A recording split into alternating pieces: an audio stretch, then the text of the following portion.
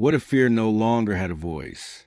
Not after tomorrow, not after years of struggle, but by the time this very speech ends. What if every whisper of doubt, every quiet hesitation, every invisible chain that's ever held you back was broken? Not managed, not negotiated with, but removed. You were not born with fear.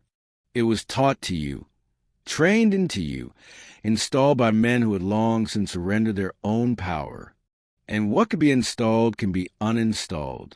Before anything else, know this. Fear is not a force of nature. It is a creation of man's own mind. And what the mind creates, it can also destroy. I stand before you not with pleasant words nor idle philosophy, but with a spiritual challenge that, if accepted, will change the course of your entire existence. There is a silent killer among men, one so cunning, so subtle, that it ruins lives long before man realizes it has taken root. It is not poverty. It is not failure. It is fear. Fear has kept more men broke than bad luck ever has. Fear has suffocated more potential than chains or cages ever could. Fear is not loud. It whispers, and worst of all, it disguises itself as reason, as logic, as caution. But make no mistake, it is a jailer of greatness, the assassin of dreams, the enemy of all success. Today, I will not speak to entertain. I will not soothe you with comforting advice. I will speak with the purpose of man who has walked with titans, men like Andrew Carnegie, Henry Ford, Charles Schwab, Thomas Edison, and John D. Rockefeller, and seen firsthand that the only difference between the man who builds an empire and the man who dies with regret is the one who refused to let fear lead his steps. This is your spiritual declaration today. You do not flirt with courage. You marry it. You do not tame fear. You terminate it. You do not wait to feel ready. You move as if you already are. This is not a lesson. This is your rebirth. And when this hour is finished, the man who sat down to listen will not be the man who rises. Because today we make fear the servant, not the master. Let us begin. Fear does not announce its presence with a roar. It tiptoes in through habit, enters through silence, and binds a man by making him believe the rope is part of his own skin. Fear, my friend, is a cunning adversary. It does not strike you like lightning. It seeps into your being like a fog until you forget what the sun feels like. It rarely names itself. It hides behind phrases such as, "I'm being careful, now is not the time," or "I need more clarity," or "What if it goes wrong?" But let me tell you plainly, those are not wise thoughts. They are enslaved thoughts. They are the sounds of a man who has forgotten that he commands his mind and now bows to it. I have studied the most powerful men the world has known, and I assure you none of them were free of fear. What made them mighty was not the absence of it, but the mastery of it. Let me take you back. When I first sat at the knee of Andrew Carnegie, he did not speak to me of industry or steel. He spoke a thought. He told me, "The man who does not command his own mind is no better than a wild horse waiting to be broken." And I saw in him something that fear could not touch, definiteness of purpose.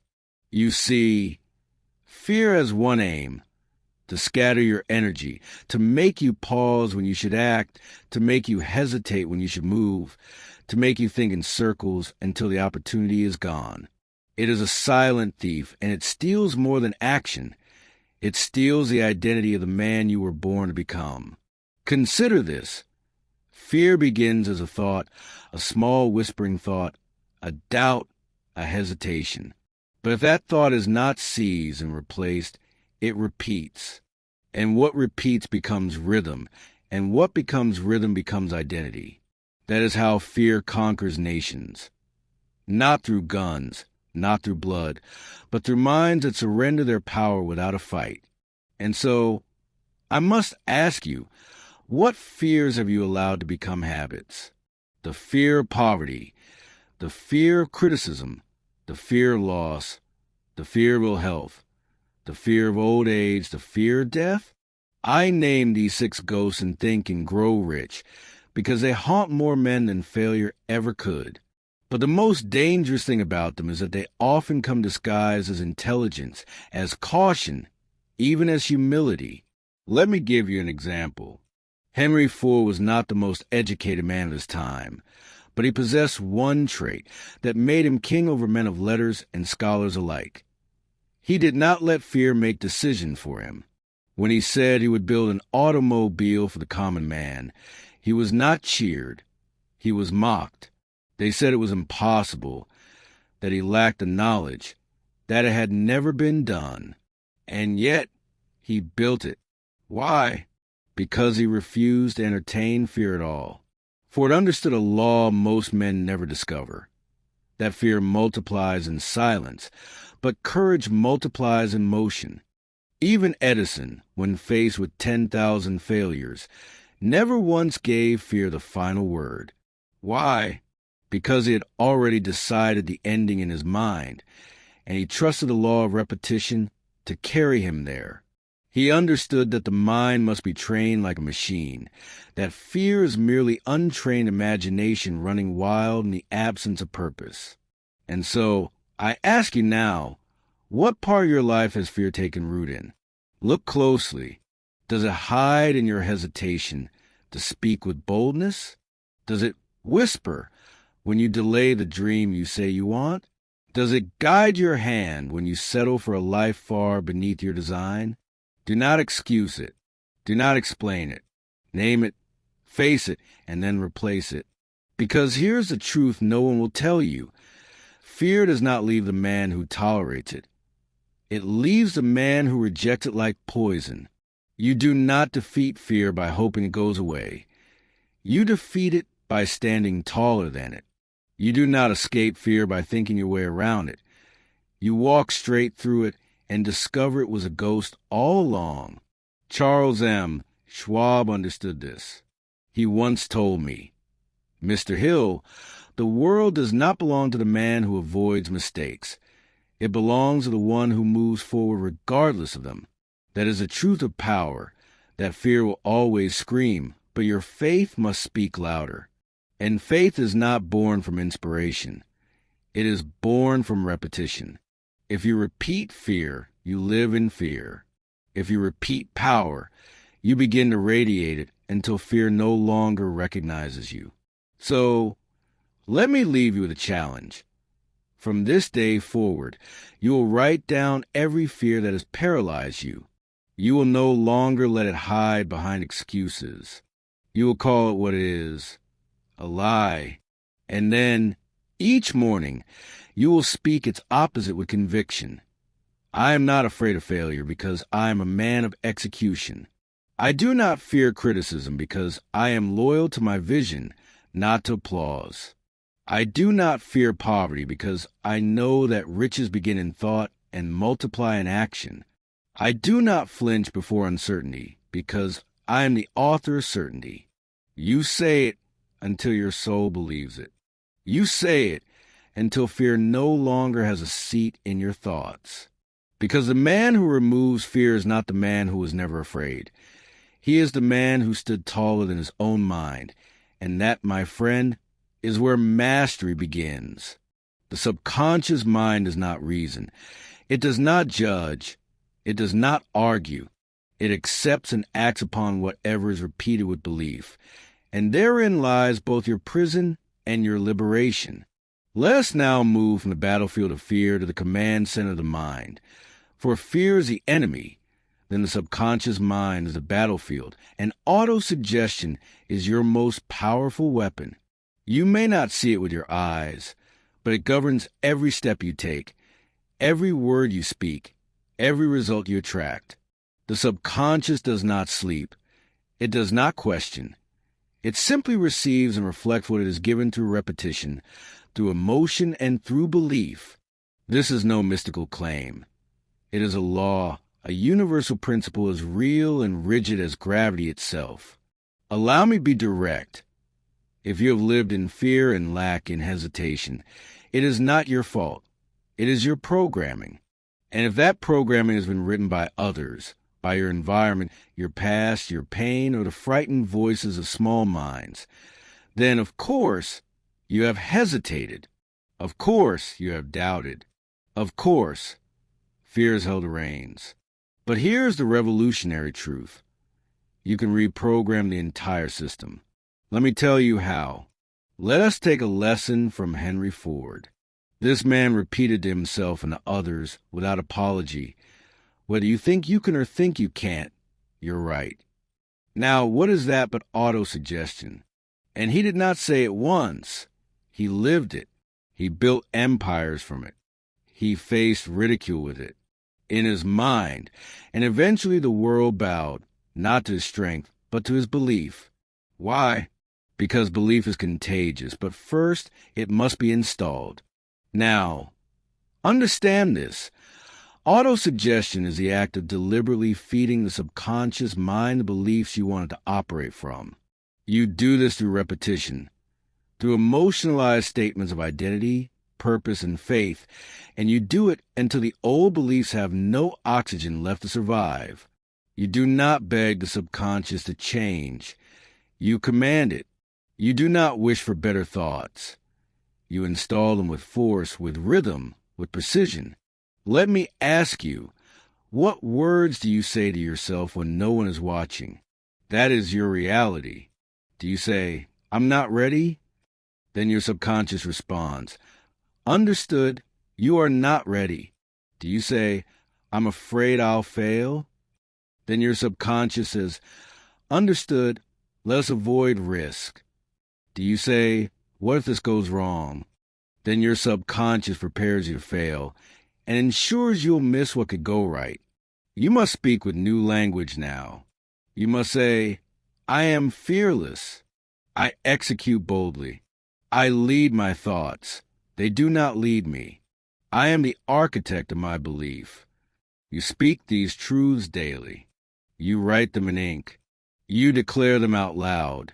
Not once, not twice, but until they form a groove so deep in your subconscious, there is no longer room for fear to settle in. That is how I reshaped my life. That is how every man I studied, Edison, Carnegie, Lincoln, Schwab, Ford, reshaped theirs. Do you think Edison created the light bulb with positive thinking? No. He created it by programming his belief so deeply that 10,000 failures could not touch it. Each failed experiment was not a signal to quit. It was a signal to continue. Why? Because the dominant thought in his mind was, "The result is inevitable. I only need to persist." And how do you hold that thought? By repeating it, by visualizing it, by training his subconscious to see it as already done. You must do the same. Let me teach you the method, simple but rarely followed with the discipline required. Each morning, upon waking, before the world claims your focus, you must speak aloud your chief aim, your belief, identity, and your fearless command. You must repeat with conviction, "I am focused. I am powerful. I act without hesitation. My decisions are final. My mission is clear. My identity is certain. I do not wait for the world to confirm me. I confirm myself." Then at night, just before sleep, when the mind softens and the subconscious is most vulnerable, you speak them again and again and again, not until you are tired, but until you are changed. This practice is not optional. It is not for the weak. It is for the man who desires to become unrecognizable, to rise from the ashes of fear and shape his life like clay in his own hands. The man who masters autosuggestion can remove fear so completely from his system that hesitation becomes unnatural. His mind no longer seeks escape. It seeks execution. His body no longer responds to doubt. It responds to command. His words no longer reflect confusion. They reflect certainty. This is the key, my friend. If you want to become fearless, You must first train your internal voice to speak, as if you already are, and the subconscious faithful servant that it is will obey. It always does. It always has. Where are you feeding it? Faith is the foundation of all power, and I do not mean faith in religion or fate, though those may comfort a man. I speak of practical faith, the kind that is built like a bridge between your thought and your result. Faith, in this sense, is not mystical. It is structural. It is a belief in unseen forces, not because you're naive, but because you understand how the mind works. When a man believes in his mission with such intensity that no setback can turn him, that man becomes dangerous to fear itself. Now, understand this. Faith is not a gift. It is not handed to a man at birth. It is not reserved for the lucky, the strong, or the privileged. No, faith is a discipline. It is built brick by brick. You lay its foundation by deciding who you are, why you are here, and what you will build before your time is up. And then you reinforce that foundation with repetition, with action, and with purpose that does not flinch under pressure. Let me show you what I mean through the life of Andrew Carnegie, the man who became the wealthiest industrialist in American history. He did not start with money. He did not inherit an empire. He started in a telegraph office, barely more than a boy. But what he possessed, even then, was an unshakable sense of purpose. Carnegie knew that his rise would not be immediate, but he believed beyond logic, that every small opportunity, every day of effort, was preparing him for the moment when his definite purpose would meet massive opportunity. And when that opportunity came, he did not hesitate. He was ready. His faith had already built the roads. This is the power of definiteness, of purpose. When you choose a target and burn every other bridge, the universe itself begins to organize around you. Doubt dies in the presence of focus, and fear cannot live inside a man who knows why he is alive. Most men drift. They change their aim with the seasons.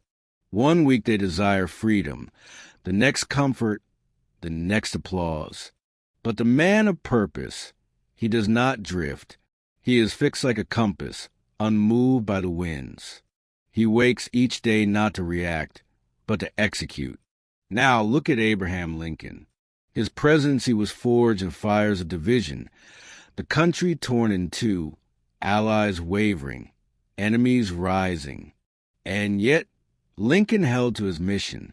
His purpose was union. His faith was in liberty. He did not know how long the war would last. He did not know how deep the cost would cut. But he decided early that the end result was non-negotiable. The United States would not fall, slavery would not survive, and he walked in that belief daily, even when the odds whispered otherwise. That is what purpose does. It strengthens a man's back in the storm. It lends him the ability to stand when others kneel, to speak when others grow silent, to act when others wait for permission. And make no mistake, you must now decide your purpose. Not a list of goals, not a dream, not a fantasy scribbled in excitement, but a single sentence written in fire that becomes the axis of your existence. What will you build? Who will you become? What outcome will you refuse to leave undone? Write it, speak it, memorize it. Make it the last thing you say before sleep, and the first thing you speak into the silence of dawn. That is how Charles M. Schwab rose through the ranks of Carnegie's empire. He was not the most brilliant technician, but he was the most decisive, the most purpose-driven. While others flinched and waited, Schwab acted. He did not dabble. He did not shrink. He gave more than was asked. He led teams not through command, but through certainty. And that certainty came from faith in the mission, a faith that infected every man who worked under him. You must build that same energy. You must carry your belief not in whispers, but in movement. You must show up when no one applauds, persist when no one sees, Build when the scoreboard says you're losing, because faith is not built by ease. It is forged in resistance. It is made real not by comfort, but by continued execution when fear hisses in your ear. And here's the final truth of this section. You cannot fake faith. You cannot perform your way to belief. You must earn it through decisions made in silence, through rituals that demand excellence, through speech that reflects clarity even when the path is clouded. Do this, and fear becomes irrelevant. It may knock, but you will not answer. You will be too busy executing. Understand this. Indecision is the fertile soil in which fear grows. Every hesitation you allow, every question you leave unanswered, every quiet, maybe you whisper to yourself is a crack through which doubt creeps in. Fear does not begin with failure. It begins with the refusal to choose. A man who cannot decide is a man who cannot rise. He is a ship without a rudder, at the mercy of every current, every opinion, every shift in the wind. His energy is scattered. His will is diluted. He waits. And while he waits, his future is stolen from him, one day at a time. But the man who decides, firmly, finally, becomes something altogether different. Let me tell you about Henry Ford. When he set out to build a motor car for the common man, he was met with laughter. His own engineers called his vision impossible. The idea of an 8-cylinder engine in a single block cannot be done, they said. And what did Ford say? Produce it anyway. Not once, not twice, but every time they returned with failure, he sent them back with the same command. Produce it anyway. That is not optimism. That is not blind belief. That is a power of decision. A decision so firm that it bends reality to match it. And that engine was built not by chance, but by command.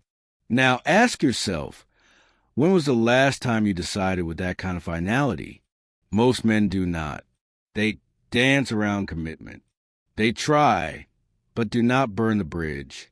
They entertain their goal while secretly keeping a door open to escape.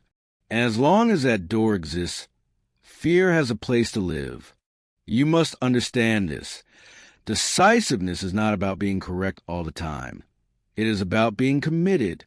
A decision made with full belief will take you farther than 1,000 clever hesitations. Why? Because the universe favors motion, and indecision delays that motion. Let me speak plainly.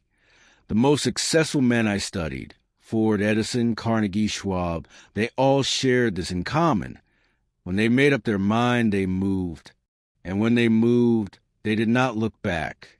Thomas Edison attempted over 10,000 times to invent the electric light. 10,000 decisions to try again. 10,000 deliberate acts of movement in the face of uncertainty. Each decision was not small. Each one was a wound inflicted on doubt. Edison did not ask the public if it could be done. He decided. And then he acted until the world had no choice but to believe what it already accepted. Decision is an act of creation. It creates momentum. It creates clarity. It creates identity. And here's the spiritual law behind it. A man who decides who he is and lives according to that decision becomes immune to fear. He may still feel fear, but it cannot lead him because he has already chosen, and that choice becomes a fortress. Charles M. Schwab, once again, rose not by debating endlessly, but by making decisions swiftly and standing behind them. Carnegie trusted Schwab, not because he was the most technical, but because he moved while others talked. Schwab acted while others planned. Schwab produced. So I ask you, what decision have you left undecided? What truth have you postponed? What version of yourself have you refused to fully claim? Because indecision is not harmless. It is the slow death of destiny, and fear uses it like a scalpel, cutting away your potential one hesitation at a time. Say this with me now, aloud, wherever you are. I decide quickly. I move without apology. I do not retreat. My word is final because I trust the man who speaks it. Let these words carve themselves into your mind. Say them often, because each time you repeat that identity, you replace the version of yourself that waited with the one who leads. Let me be even more direct. Every time you hesitate, you teach your subconscious to question you.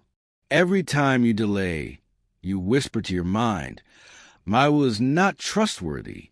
But every time you decide and act, you train your subconscious to say, "This man means what he says." And that training is how self-command is built. So, from this moment forward, you are no longer a man who waits. You are a man who chooses, even when it's unclear, even when it's uncertain, even when the crowd wavers.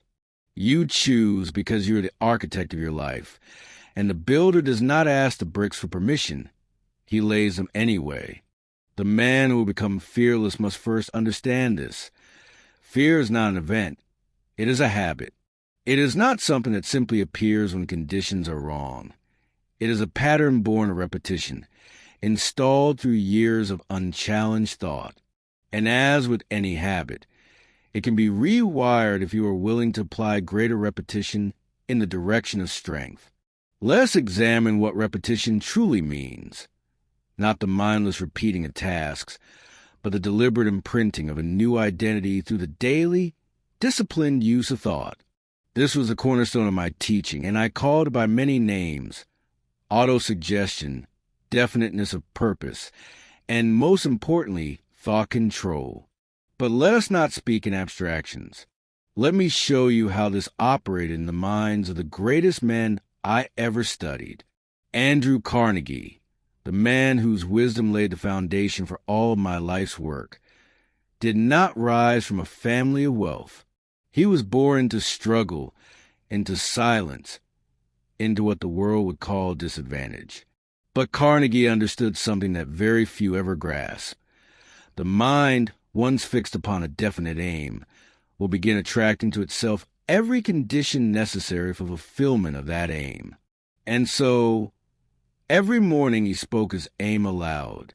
He repeated the man he had decided to become until the very walls of his mind no longer allowed for doubt to enter. Carnegie would say, "I am not building a fortune. I am building a man who is worthy of one." Do you understand that distinction? You do not speak affirmations to feel better. You do not speak them to impress others.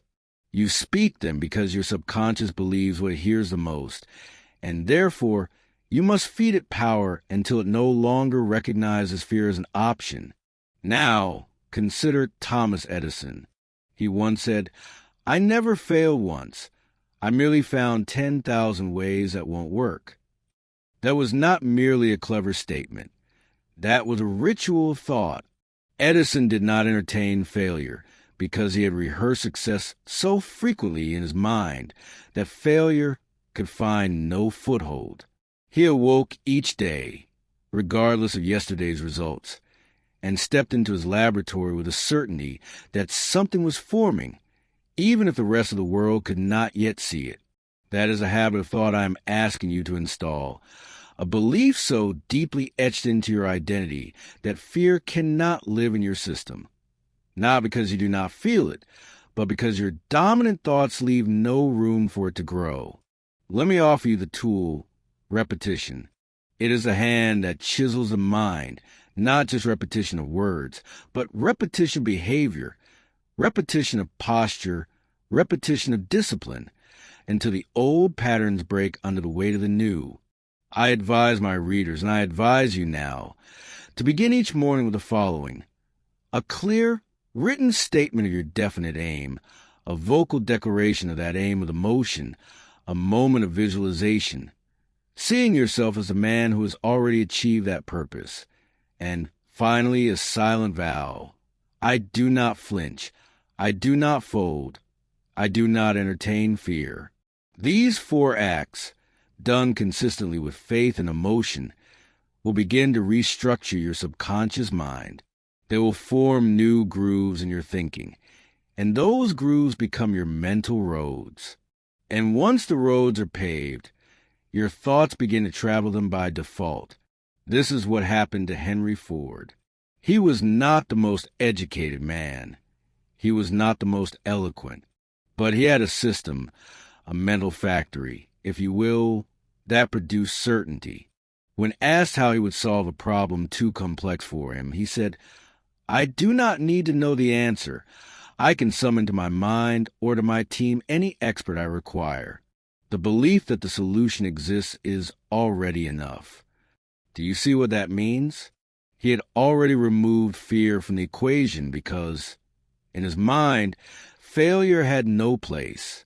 He did not fear the unknown. He simply assumed that clarity would arrive. And it did, again and again. And so, I ask you now, what do you rehearse each day when no one is watching, when the world is silent? What words do you whisper to yourself? If those words are filled with doubt, you are programming yourself to fail. If those words are soaked in fear, you are building an identity of hesitation. And if those words are careless, scattered, or reactive, then your life will be the same. So, I instruct you now, take command of the words. Create a script that is worthy of the man you wish to become, and speak it loudly, daily, repeatedly. Say, "I am calm in uncertainty. I am steady in pressure. I am decisive in doubt. I do not fear the outcome. I shape it." Let those lines become your armor. And if they feel strange at first, good. That is the sign that you are installing a new identity. Speak them again. Speak them until they become natural. Speak them until they become you. Remember, your current fear is not the result of this moment. It is a result of every moment that came before, every thought you did not challenge, every belief you accepted without testing it. But today that changes. From this day forward, you will speak like a man who does not negotiate with fear. You will walk like a man who commands his own mind. You will repeat power until power becomes your rhythm, and the old fear, it will have no choice but to die from starvation. Let us now continue to the next part and explore what happens when your entire life is built on this new internal system. Shall we?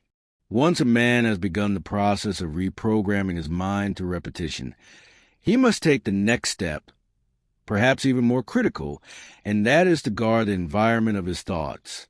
Let me state this plainly. No thought is safe if your environment is unguarded. Fear, like a thief in the night, enters silently, and more often than not, it does not enter through your own mind. It enters through the words, doubts, and energies of others. I discovered this truth in my earliest conversations with Andrew Carnegie. He told me, if you place a weak mind in the company of stronger ones, it will either rise or will retreat and rot. But if the stronger minds are not aligned, the result of confusion, not elevation. From that statement, I began to study not only the habits of great men, but the environments they build around themselves. Let me give you examples so that you may understand with clarity. Henry Ford, once ridiculed and mocked for his belief in the common automobile, was often questioned. How did you continue when the newspapers, the financiers, even your own men began to doubt you? His answer was profound. Because I didn't invite them into my mind. Ford understood a principle you must now accept as law. The mind is sacred ground, and not every voice deserves entrance. He surrounded himself with only those who could add value to the vision, and when doubt arose, as it always does, he returned not to conversation, but to introspection, to solitude. He did not argue, he executed. Likewise, Thomas Edison, though a man of collaboration, was ruthless in his selection of those who entered his circle. He tolerated no mockery of his experiments. He allowed no cynicism into the laboratories where his dreams were being born. Why? because he knew one sarcastic remark, one poorly timed out, could ruin hours of focused effort. Why? Because the subconscious mind, though powerful, is also deeply impressionable.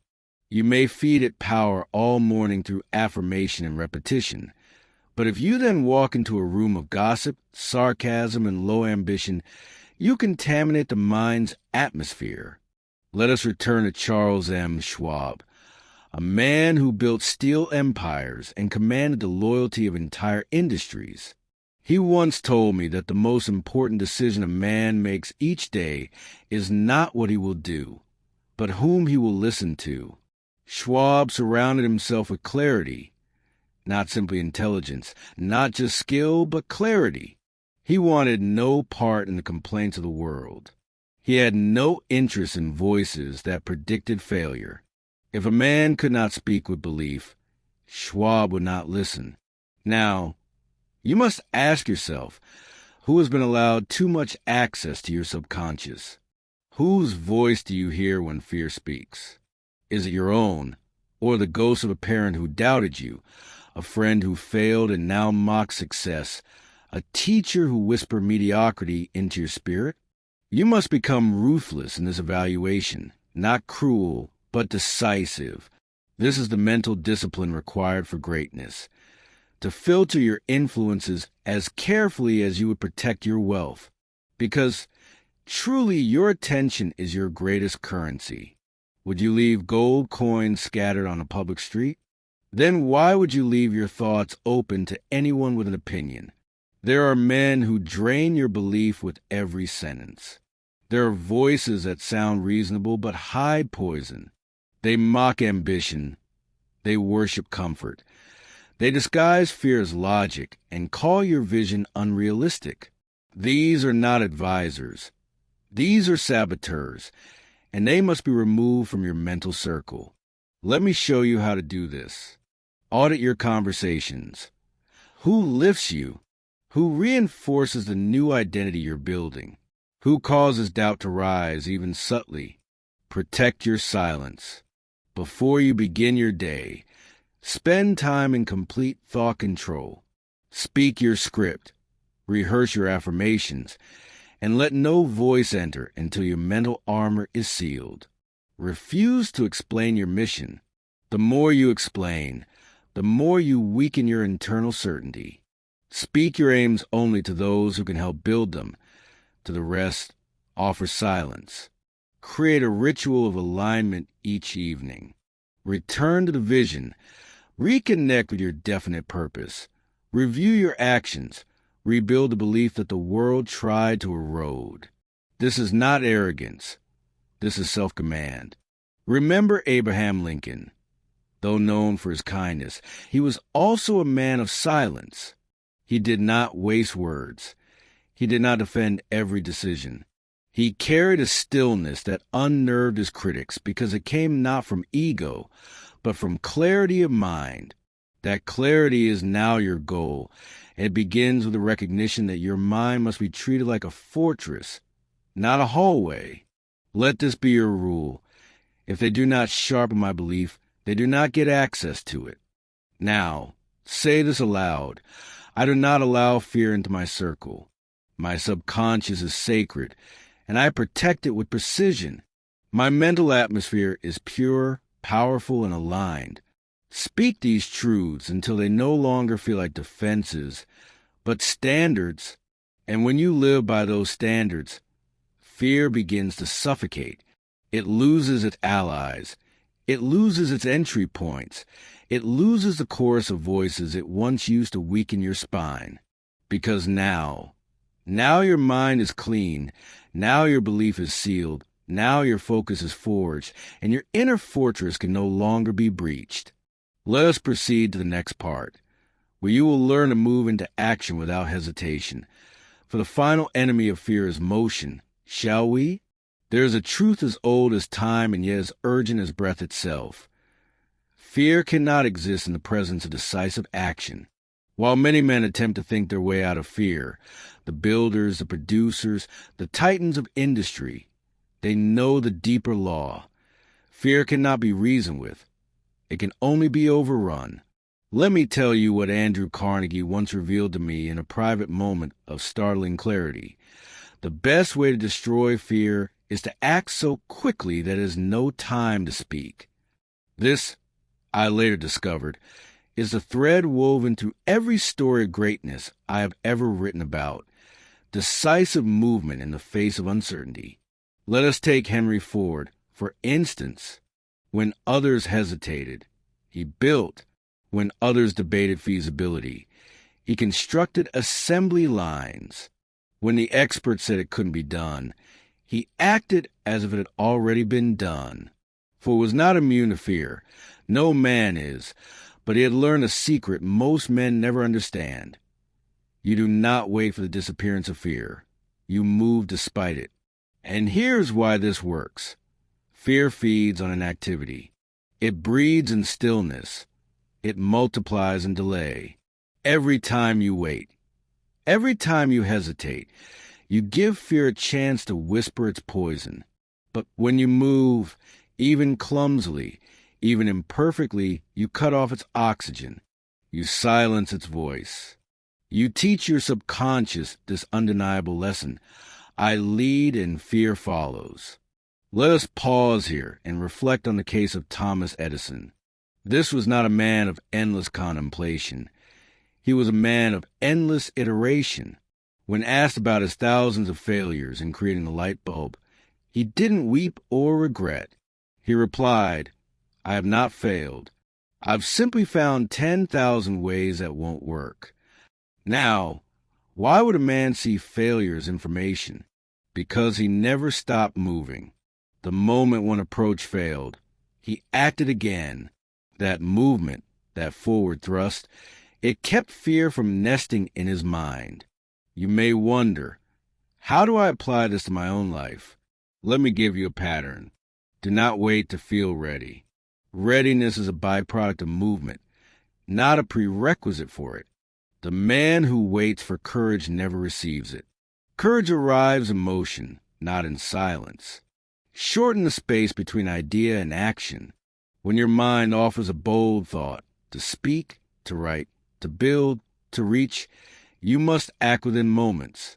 The longer you wait, the louder fear grows. Measure only your integrity to action, not the result. Did you move? Did you execute? Then you won. For every action taken is a vote against hesitation and a step toward identity. Charles M. Schwab lived by this very law. His rise in Carnegie's empire was not due to knowledge alone.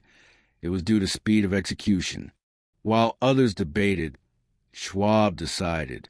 While others planned, Schwab acted. And because of that, opportunities sought him out. There is a rhythm to greatness, and that rhythm is motion. Let me give you a contrast. The average man hesitates. He imagines rejection. He visualizes defeat. He seeks perfection before beginning, and in doing so, he feeds the very fear he wishes to kill. But the builder begins. He understands that motion creates clarity, that one step forward opens paths that standing still will never reveal. He knows that progress is not born from thought alone. It is born from the fusion of thought and deed. And this, my friend, is why so many men remain in cycles of mediocrity, because they refuse to move while afraid. Now, I must tell you this. There will be no transformation without discomfort. Fear does not leave politely. It does not retreat at the sound of your plans. It retreats at the sound of your footsteps when you move in the direction of your aim, regardless of internal resistance. This is a path forged by Abraham Lincoln in the darkest hours of the Civil War. When the nation split and blood spilled, he did not allow fear to freeze him. He acted. He spoke. He wrote the proclamation, not because he was confident in the result, but because the mission demanded action. And that is a standard you must now accept. Let your mission become louder than your hesitation. Let your purpose rise above your pause. Let your identity as a builder silence every whisper of doubt, because action is not just what you do, it is who you become. Each time you move, you teach your subconscious, I'm the kind of man who acts. Each time you step forward, even when uncertain, you rewire your belief. Each time you execute, even without evidence, you cast a vote for the identity you seek. Let me leave you with this truth. You can feel afraid and still move forward, but you cannot feel fearless until you do so. Now I say rise. Act. Move. Not because it is easy, but because your future self is already waiting on the other side of motion. And when you meet him, you'll realize fear was never the obstacle. Inaction was. Now, let us proceed to the master principle that governs every victory and makes permanent what action begins. Definiteness of purpose. Every man who has risen above fear, who has conquered doubt, who has looked the unknown in the eye and moved anyway, has done so because of one thing. He knew exactly what he wanted. He had what I call definiteness of purpose. Now, let me speak to you plainly, as I would to my own son. The man who is uncertain, who has no chief aim, who floats between options, who changes direction with every gust of opinion, that man will never become fearless. Because fear loves confusion. It thrives in the life of a man without direction. It grows in the cracks of ambiguity. But the man who decides, the man who chooses a single aim and backs it with all the energy of his being, he becomes dangerous to fear. Why? Because purpose gives pain meaning. It gives setbacks context. It gives fear a rival more powerful than itself. Let me illustrate with one of the clearest examples in American history. Henry Ford did not aim vaguely for success. He decided to put every man behind the wheel of a motor car, and he let no setback, no ridicule, no technical barrier, no financial storm sway him. When others laughed, he built. When others hesitated, he streamlined. His definiteness of purpose burned so brightly that it lit an industry on fire. Let me tell you this. Ford did not defeat fear by force. He defeated it by replacing it with focus. Andrew Carnegie, another titan whose mind I studied more deeply than most, believed so strongly in the power of purpose that he required every man under his leadership to declare it. He said, "Show me a man with a clear purpose, and I will show you a man whom failure cannot defeat." Carnegie believed that all weakness, all indecision, all fear came from one root, a divided mind. He selected Charles M. Schwab as the president of U.S. Steel, not merely because of his energy, but because of his clarity. Schwab was not a genius by birth, but he spoke his mission with such confidence that other men fell in line. His definiteness of purpose made him magnetic.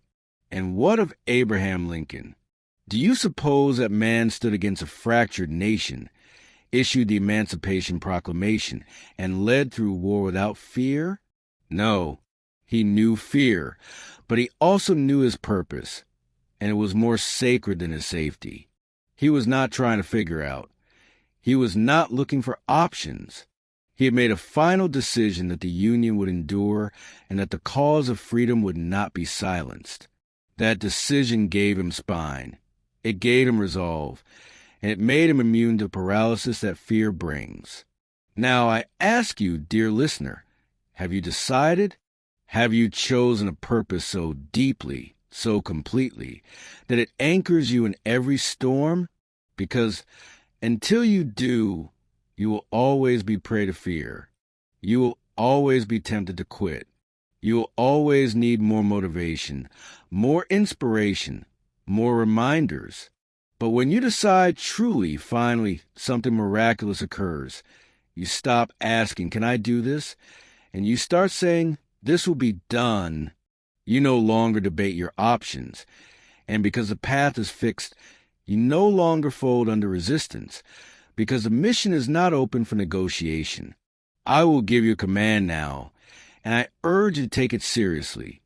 Write your chief aim, not a wish, not a vague hope, a precise, definite aim. State clearly, confidently, and without apology. Say it aloud every morning. Etch it into your memory. Rehearse it with feeling, because the subconscious mind does not follow half decisions. It obeys only the clear and the repeated. And do not make the mistake of creating a list of aims.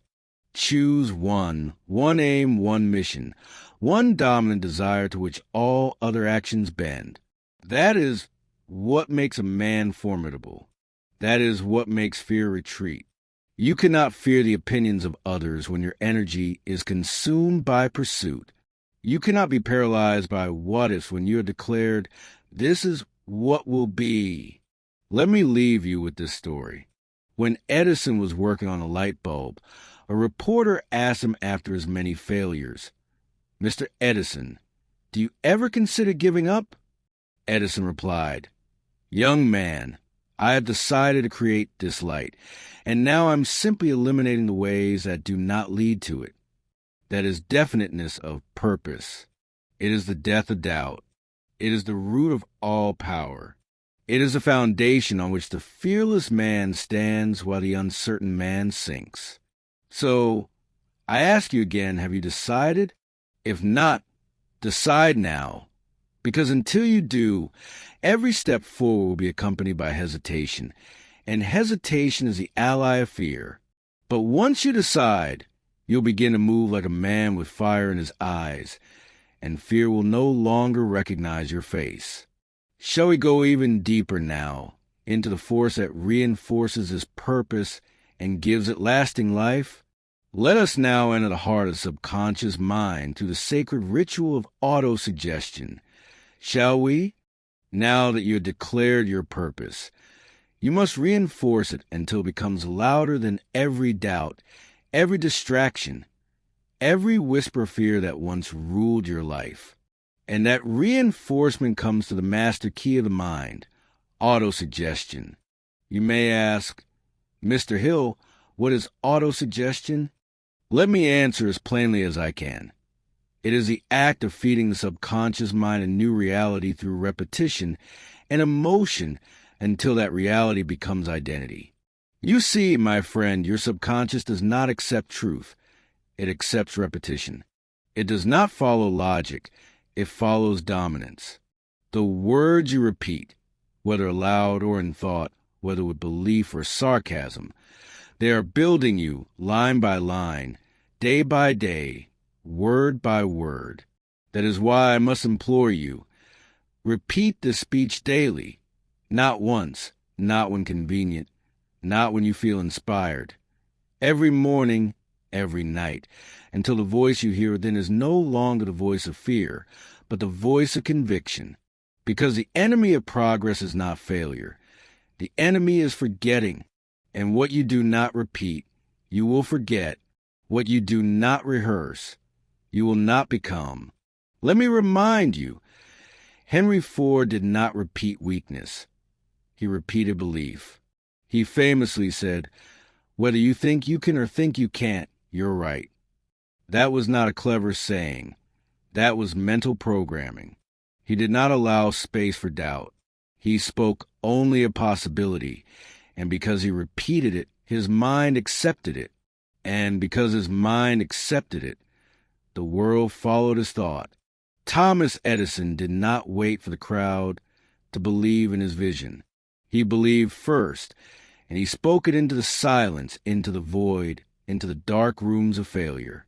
And that belief, repeated 10,000 times, eventually gave the world light. Now, let me speak to you as plainly as possible. If you do not program your mind, the world will. And the world will not install strength. It will install fear. It will feed you doubt. It will teach you limits. And if you let it, if you simply drift, you will become a copy of your environment, not a master of your destiny. So what must you do? You must repeat what you intend to become.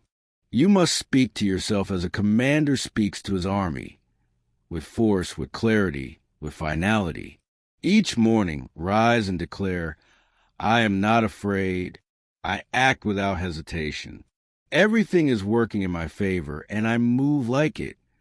Do not say these words like a man hoping.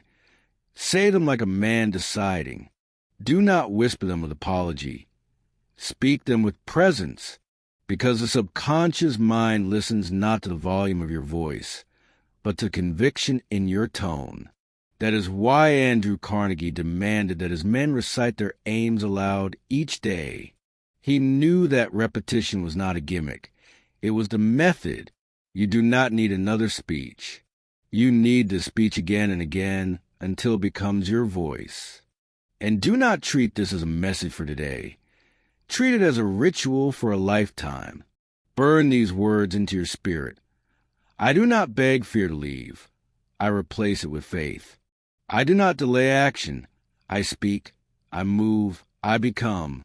If you begin every morning with this, before the world gets its hands on you, if you end every night with this, before sleep locks your thoughts in place, then the identity of power will etch itself into you.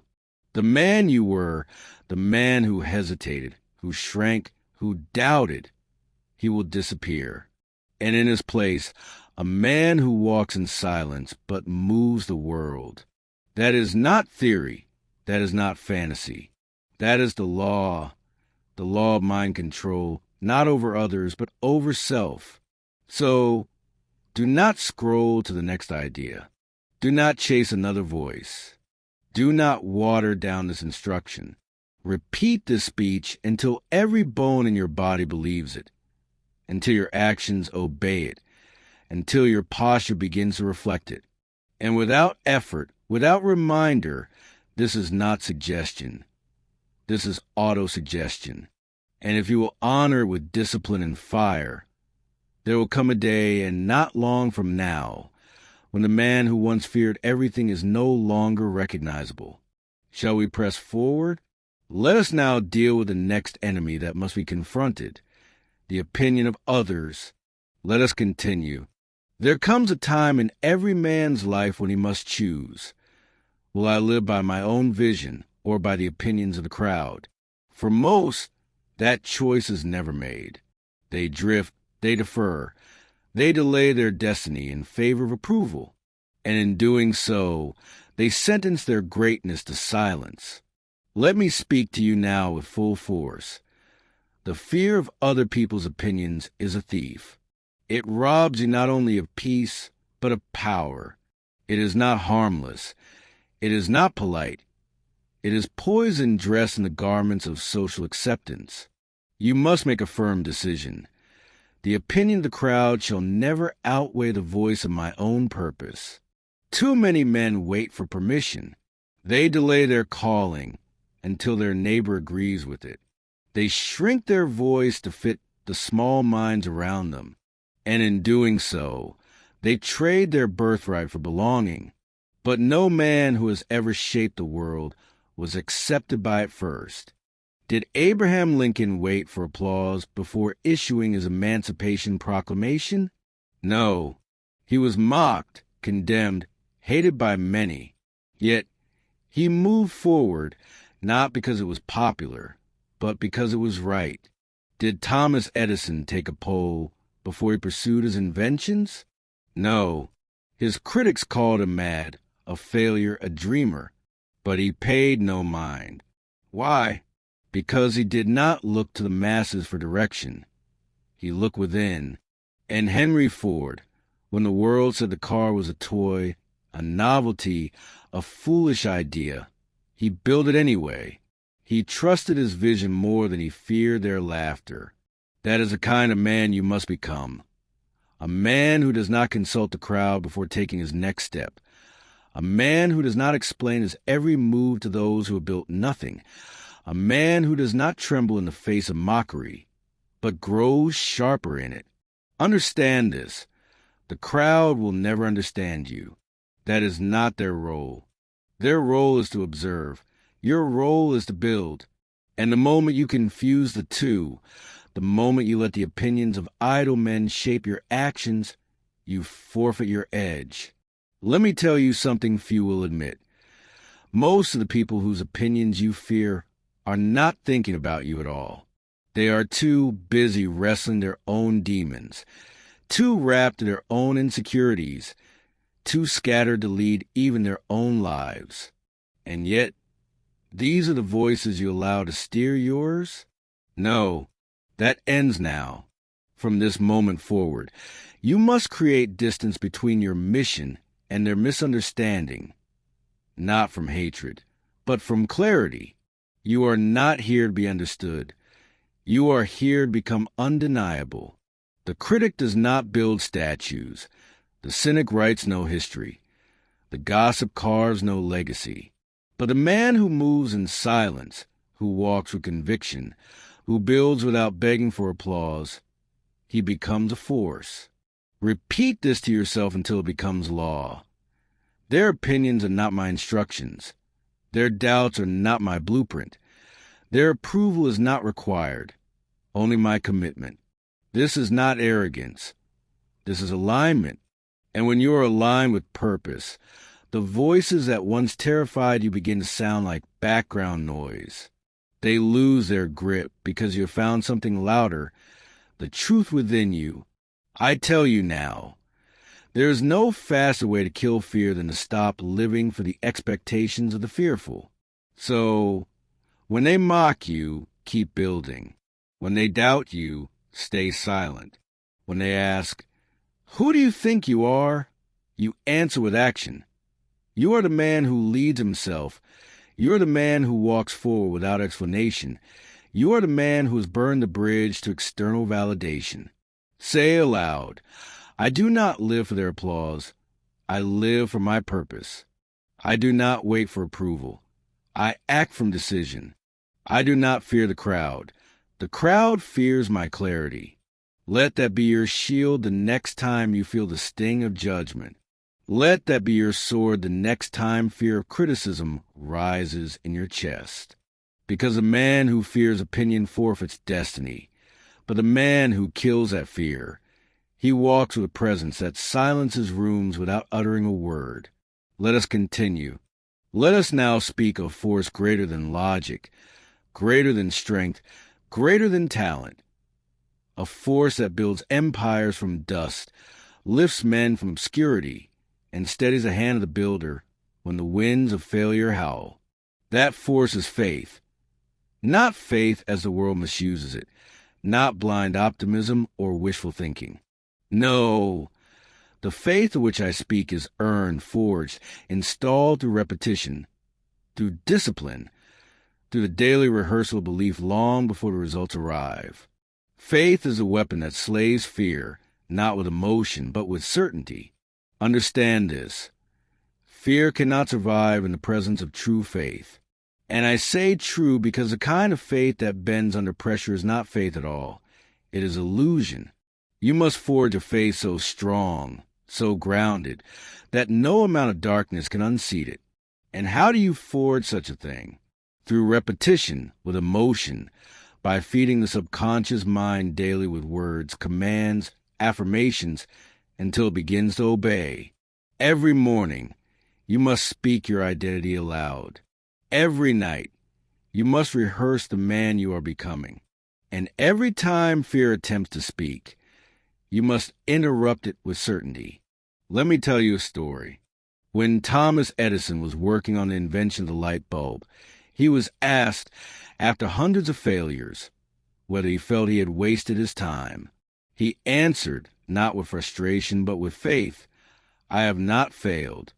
I've just found 10,000 ways that won't work." He didn't call them failures.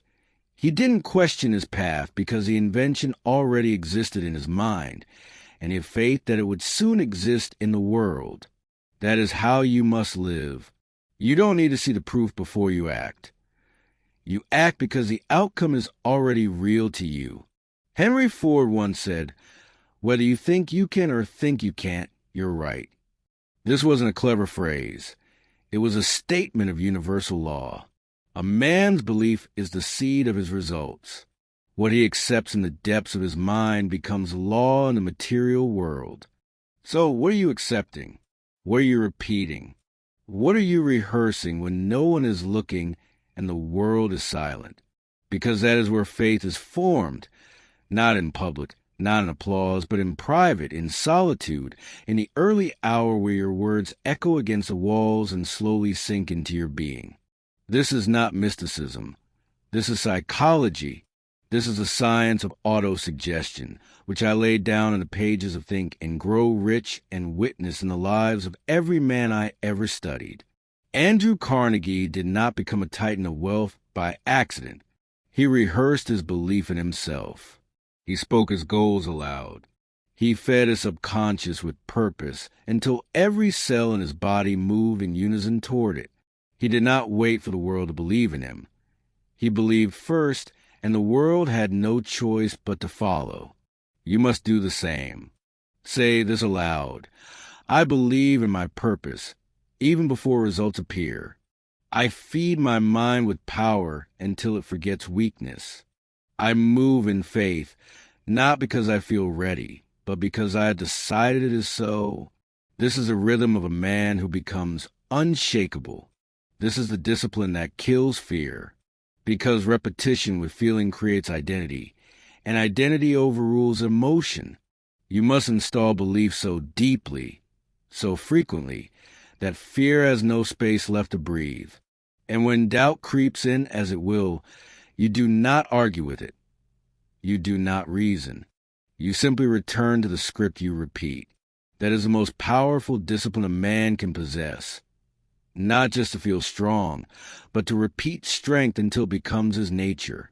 So, every morning, you wake up and you rehearse the future, not casually, not for entertainment, with fire, with conviction, with repetition that makes the ground beneath you believe it too. You say, I am fearless. I am focused. I am becoming a man who cannot be broken. And if you repeat it with enough emotion, with enough frequency, your mind will accept it. And once your mind accepts it, the world will begin to mirror it. That is the law of faith. That is how fear dies. That is how a man becomes dangerous in silence. Let us move forward now. Let us step into one of the most vital truths a man must ever learn. The link between fear, drift, and indecision. Understand this with every fiber of your being. Fear feeds on hesitation.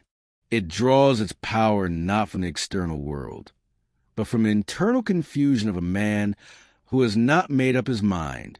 The longer you delay, the more room fear has to grow. But when you decide, fully, finally, and without apology, fear dies instantly.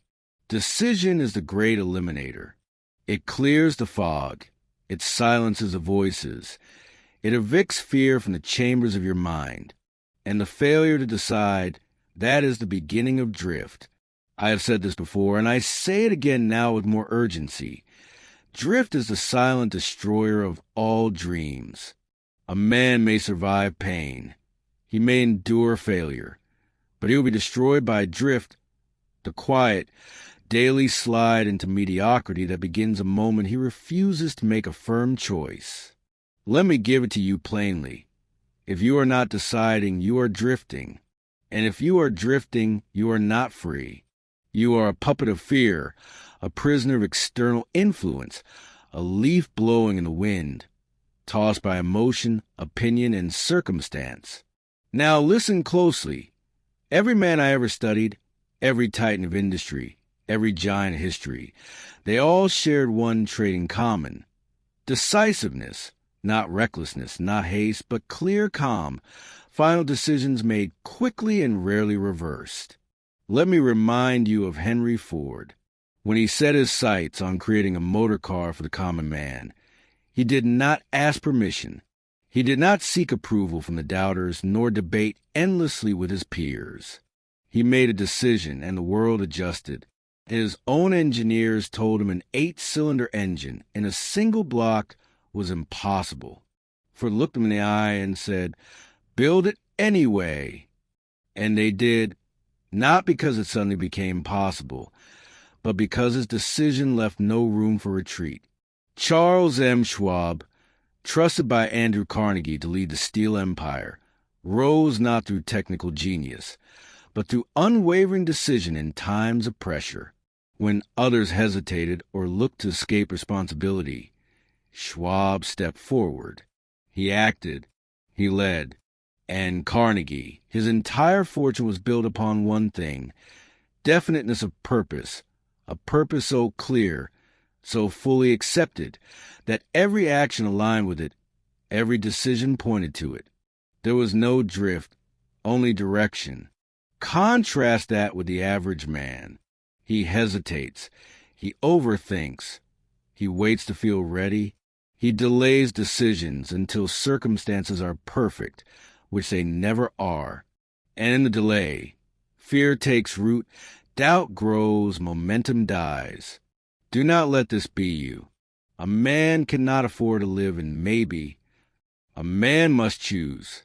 And the moment you choose, a force awakens within you, a force that says, "This is who I am now, and there is no going back." Say that aloud. I decide quickly. I change slowly, only when the facts demand it. I act without delay. I do not drift. I move with finality. I burn the bridge behind me. Burning the bridge is not poetry. It is strategy. So long as you leave a path of retreat, fear will whisper in the dark. You can always go back. But once you decide, once you cut the rope, shut the door, and remove the exit, you unlock the power that only clarity can give. Let me share with you what I learned through years of research and conversations with the most powerful minds on earth. Fear cannot dominate a man who has made up his mind. It may knock, it may whisper, but it cannot enter, because decision has locked the gates. You must live this. Every morning, rehearse your identity. Every day, recommit to your mission. Do not let emotion dictate your steps. Let decision dictate them. And when the feeling comes, the hesitation, the voice of the old self, the fear of failure, interrupt it. Say with certainty, I have already decided. I do not retreat. I do not entertain fear disguised as logic. And then you move. You do the thing you said you would do without delay. Because every time you follow through, every time you move without hesitation, you build a spine of steel inside yourself. You become unshakable. And soon, the world will not question your certainty. It will respect it. So let me ask you, what decisions are you still avoiding? What bridges must you burn? What direction must you fully commit to without allowing drift to return? Decide now. Decide deeply. And from this moment on, let your decisions move faster than your fear ever could. This is how you remove fear. Not by waiting, not by hoping, not by hiding, but by deciding and by walking with fire into the man you've already declared yourself to be. Now, as we move closer and closer to the end of this speech, fear is no longer welcome in your house. It has robbed you long enough. It has whispered hesitation into your dreams, planted doubt in your convictions, and delayed the man you were born to become.